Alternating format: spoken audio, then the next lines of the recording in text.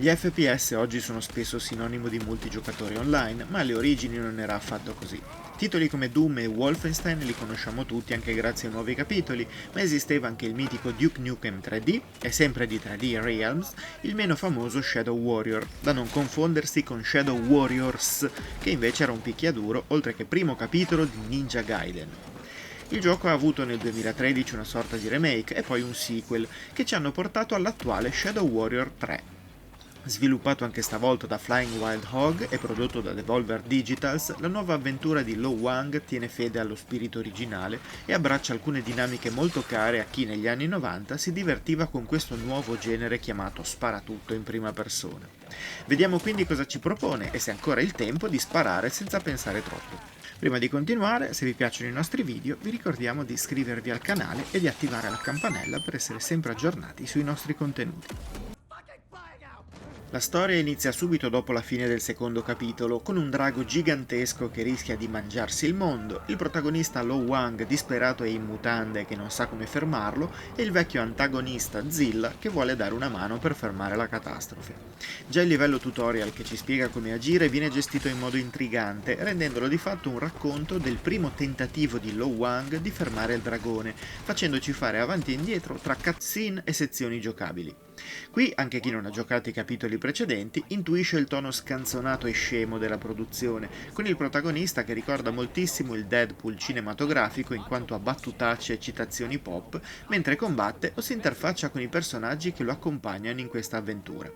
Il gioco è tutto in inglese, sottotitoli compresi, e qualche battuta può effettivamente sfuggire per via di giochi di parole non proprio alla portata di tutti, ma si respira comunque un'atmosfera brillante che rende la progressione sempre piacevole e divertente, in cerca della prossima presa in giro oltre che del successivo combattimento.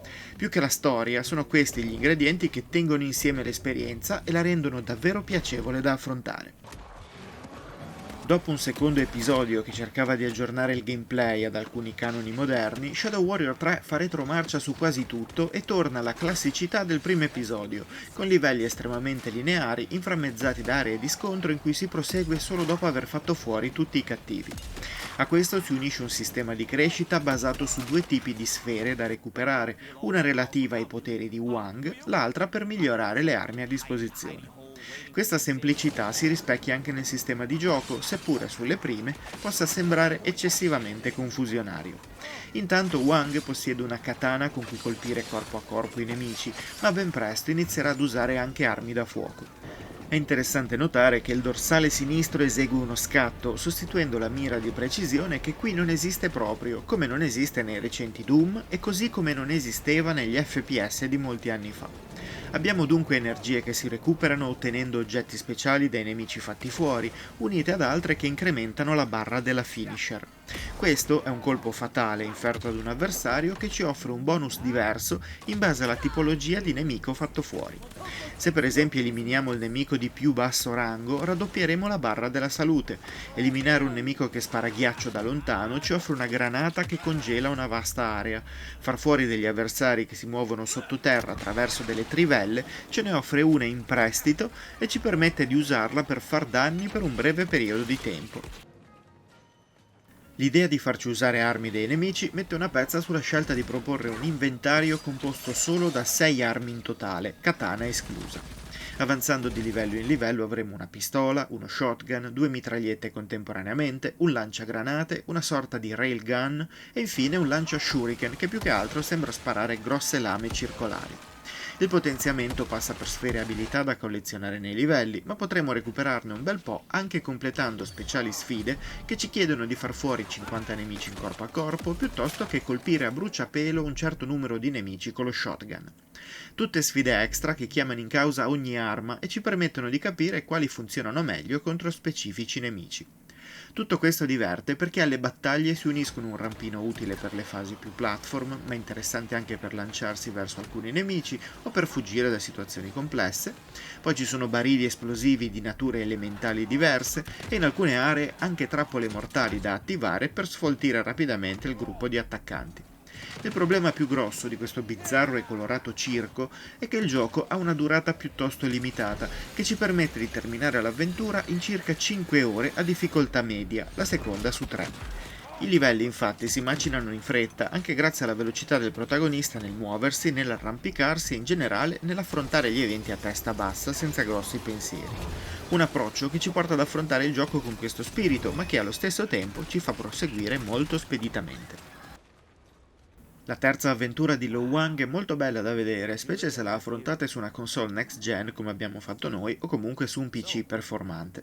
Pur basandosi su livelli chiusi, sono diversi i momenti in cui ci si ferma per gustarsi il panorama che unisce la natura con le arti mistiche orientali.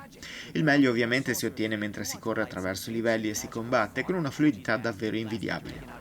Talvolta giocando con il controller l'aggancio dei nemici si dimostra un po' troppo rigido e passare da un nemico all'altro appare più lento di quanto si vorrebbe, ma basta smanettare un po' tra le opzioni per rendere tutto più fluido. La componente tecnica fa quindi un ottimo lavoro, perdendo qualche colpo solo quando fa apparire con un po' di ritardo alcuni piccoli elementi dello scenario. Anche la parte audio si comporta bene, con delle buone musiche che accompagnano l'azione e soprattutto con un doppiaggio divertente e divertito. Ricordiamo che il gioco è unicamente single player, quindi non ci sono modalità multigiocatore. Shadow Warrior 3 non è certo un gioco con budget AAA, ma il risultato finale in termini di divertimento puro è davvero notevole, così come la parte tecnica che si dimostra bella da vedere, spassosa da ascoltare e fluida da giocare. Dopo le lamentele sul secondo episodio, torna alle origini, è vero, ma non me la sento di dire che gioca sul sicuro. Proporre un tipo di gameplay che andava forte oltre 20 anni fa è una scommessa importante che probabilmente taglia fuori il pubblico più generalista. Però Shadow Warrior 3 non nasce per far contento questo pubblico, ma per noi appassionati che ci siamo innamorati di Duke Nukem 3D e di Doom 2. Se non siete così stagionati, ma avete comunque la mente aperta, giocando con questa nuova uscita potrete scoprire un modo di fare FPS più semplice, ma ancora oggi spassoso e spensierato, oltre che ultraviolento. I think I just ate a bug.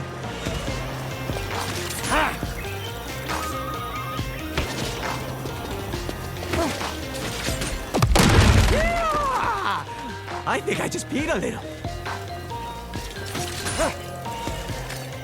'Cause whatever a spider can,